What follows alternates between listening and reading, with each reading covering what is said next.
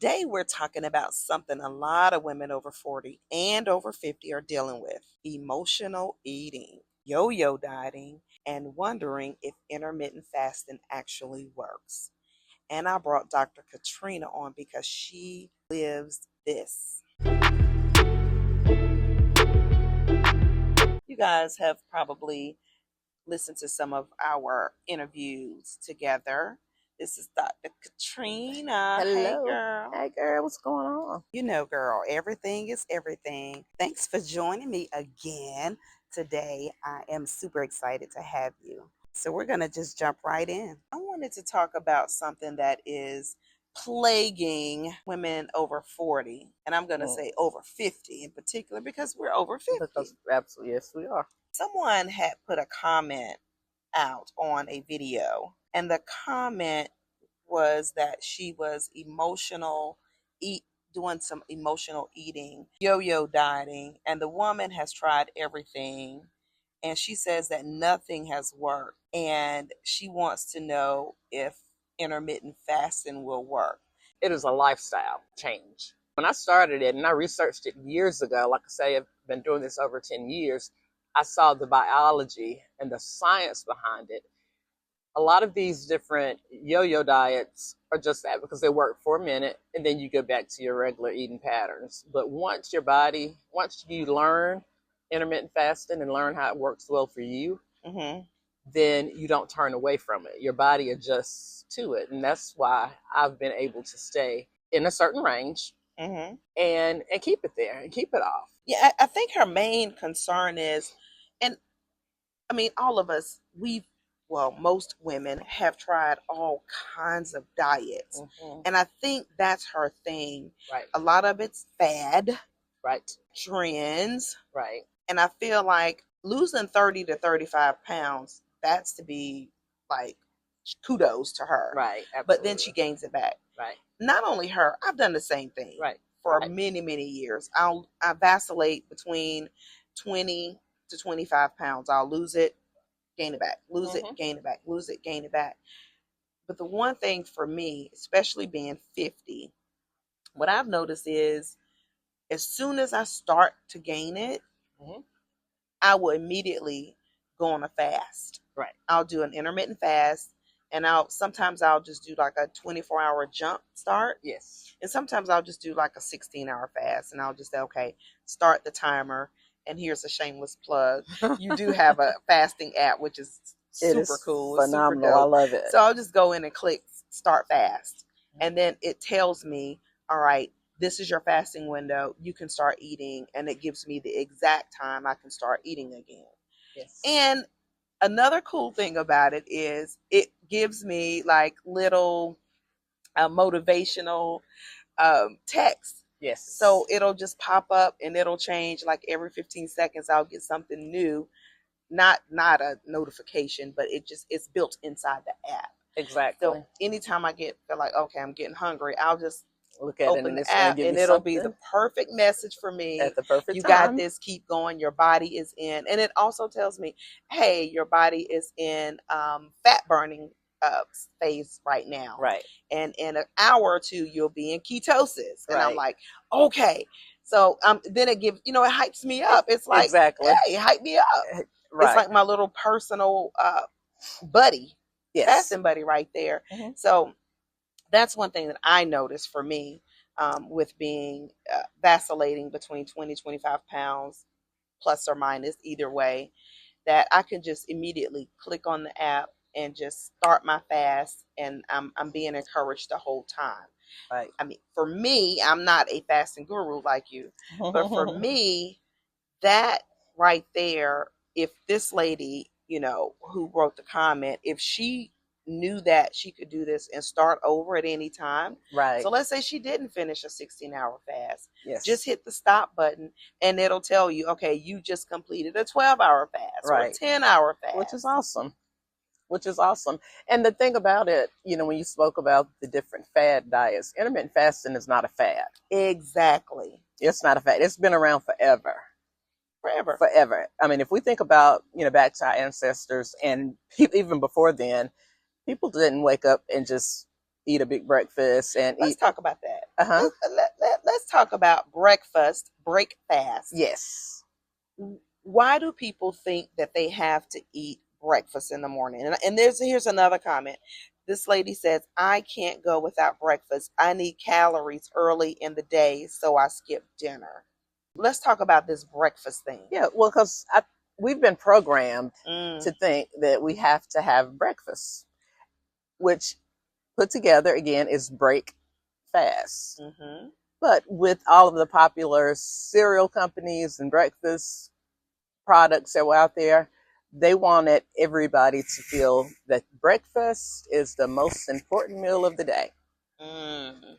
But they didn't say that break fast could be at 12 o'clock noon. Because when you're at rest, your body, you're fasting all night. Once your head hits that pillow, Mm-hmm. you have that opportunity then to begin your fast. Mm-hmm. If you push it on a few more hours, typically to lunchtime, Mm-hmm. your body will have already started during your sleep, going through the fat burning, the different metabolic changes Mm-hmm. that causes us to go into intermittent fasting, causes us to go into what you're saying, the fat burn and the ketosis. Mm-hmm. What ketosis is that's that deep fat that, Mm-hmm. this burning fat that an exercise, machine could not get to. It's internal because your insulin is now going into the cells and being used as energy as it was meant to be. But then when you go into ketosis, your ketones is what your brain uses for fuel. For fuel. I can tell when my body goes into ketosis because I get a euphoric feeling and my brain, the brain fog just lifts away. It lifts. It lifts. Yeah. You're becoming one with yourself. You are allowing your body to heal itself. So, and at the same time, you are losing weight. And that is something that you can do for a lifetime. A lot of people that I've spoken with, oh, I can't do it. You can do it.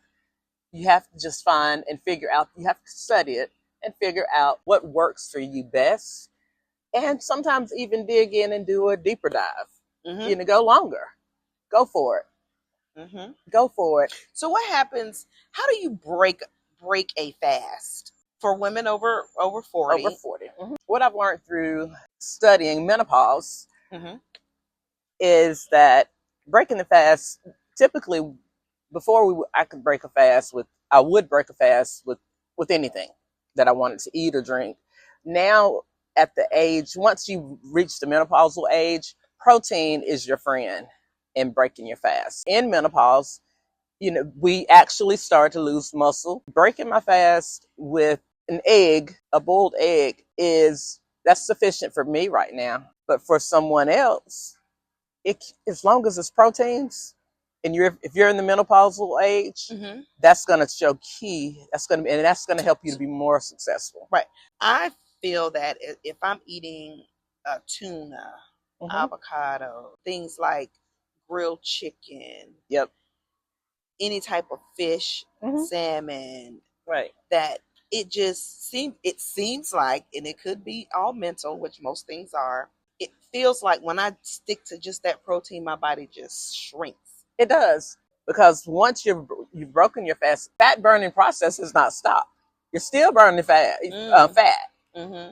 So that's the thing. And honestly, if you want that chicken to be a piece of fried chicken, it could be. Because it's a protein.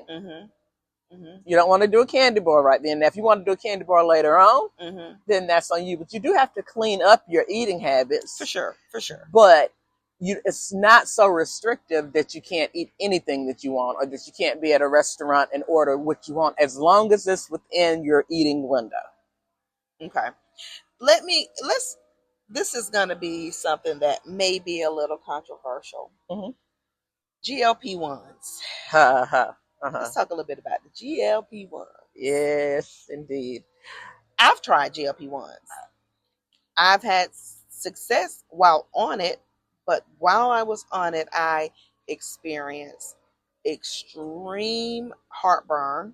I mean, if you got heartburn, you don't want to eat anyway. So I lost weight because I had so much heartburn. I was like, okay, I ain't eating. I don't want nothing else to cause this heartburn to get any worse. Right. So, yeah, it worked.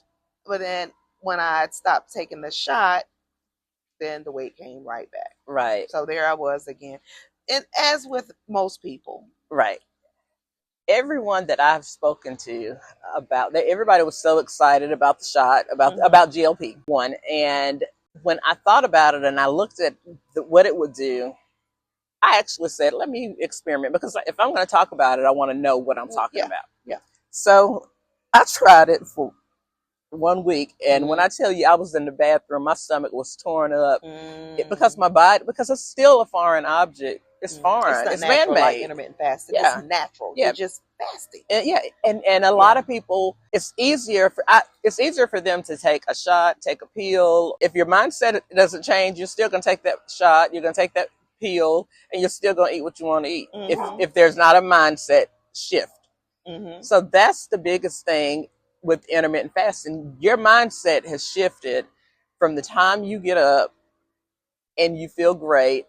And even if you feel a little hungry, you drink your teas, you drink your waters. I love, my warm water or room temperature water, coffee. But there's a little restraint there because you don't want to add sugar to it, because that will trick your body into thinking, okay, I have sugar now, so it's going to hold on. Insulin's going to spike. It's right. I was asked this question this weekend, and I definitely think GLP-1s are intermittent fasting in a bottle. Well, with side effects, though. Yeah, with side effects. And then once that bottle or that time is gone, then guess what? Whoop, here comes the weight again. Here comes the hunger and everything else. Yeah, for sure. I had one more comment. This lady said, it is so much easier for me to skip dinner. I like to eat breakfast around 9:30, 10, and lunch around 3, and start my fasting window by 4. By 4 a.m.? p.m. Oh, 4 p.m. Yeah, because she says she skips her dinner. She likes to eat her breakfast between 9:30 and 10. So she says it's just easier for her to skip dinner so she can start her fast at 4. I think that is amazing because you can play around with your times and your eating windows. One thing that it actually taught me after all these years that I realized is that intermittent fasting is so forgiving because it's natural. It's your body. It's your body. So you're not stuck to, okay, 8 o'clock, I have to stop. You're looking at, okay, when I stop, I have to commit myself. That's when it starts. Yes, that's when it starts. It's just when it starts. Yeah. If food noise is an issue for people, what are some things you can do to quiet the noise during the fast? First of all, I changed my mindset. No, if you're hungry, what do you do? I don't eat right then. I mean, sometimes I will if I have to, but typically I push through. I might drink me a sparkling water. Okay, so that's what you do. So something that's filling, something that, drink, well, mainly it's sparkling waters because I'm telling you, it fills you up. It fills me up. So if you can go about 10 minutes, then you can actually get through it. Well, here's what I find, fasting or not, if I'm hungry and I can't get to food or whatever I want to eat right then, within 5-10 minutes, the hunger goes away. Yeah, because that's naturally. Naturally. Absolutely. And that's why I said it's so much power in the brain. I mean, in our mindset. It will go, pushing through it. There are plenty of times that I say, whew, feeling a little hungry, but I may walk. Yeah. I may walk. I may do some extra work, something to take my mind off of it. And then it's gone. What about gum, chewing gum? I used to chew gum all the time, but I have stopped. Not completely stopped, never give it all the way up. But you have to look at it too. If you put a piece of gum in your mouth during your fasting period, it's still stimulating those juices and things as if you're eating. And most gum has sugar or aspartame in it. I do have a gum that I ordered. I ordered it off of Amazon. I'm going to have to put the link here because it really works. It doesn't have any aspartame or anything like that. Okay. Yes. It is a natural gum. It works. Yes. And what I started doing, and Benny laughs at me, my husband, what I started doing at night when I get hungry or get that little, because I'm a midnight eater, a snacker, 2 a.m. snacker. I have gum in my drawer in my nightstand, and I would just pop like 2 or 3 pieces in and just smack on that. It goes away. But he's like, I've never known anybody to wake up and pop gum. Like, who puts gum in their mouth in the middle of the night?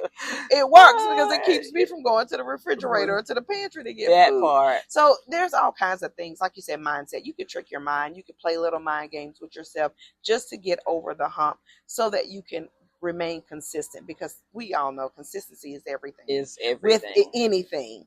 Yes. Just being consistent. So yes. We've been talking for a while. What's one thing that you want to leave with the listeners today? And we're going to talk a little more about this. We're going to have, a few more episodes. So if anybody has any questions, put the questions in the comments wherever you're listening from, whatever platform you're listening on. Put comments in. We'll read the comments and we'll respond. Is there anything that you want to leave with the listeners for today? Yes, one of the ladies I know said that she felt like giving up. She did.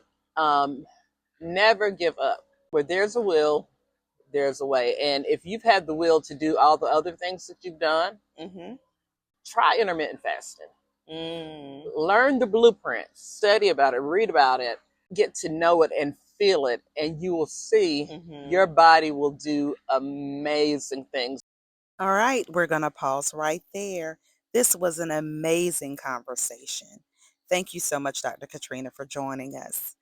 If you've ever felt stuck in that cycle of losing weight, gaining it back, losing weight, gaining it back, I want you to know that there is nothing wrong with you. You just haven't found what works for your body yet.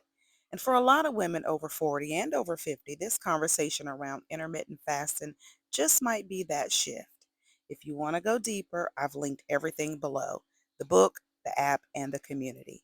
And if this episode helped you, share it with another woman who needs to hear this.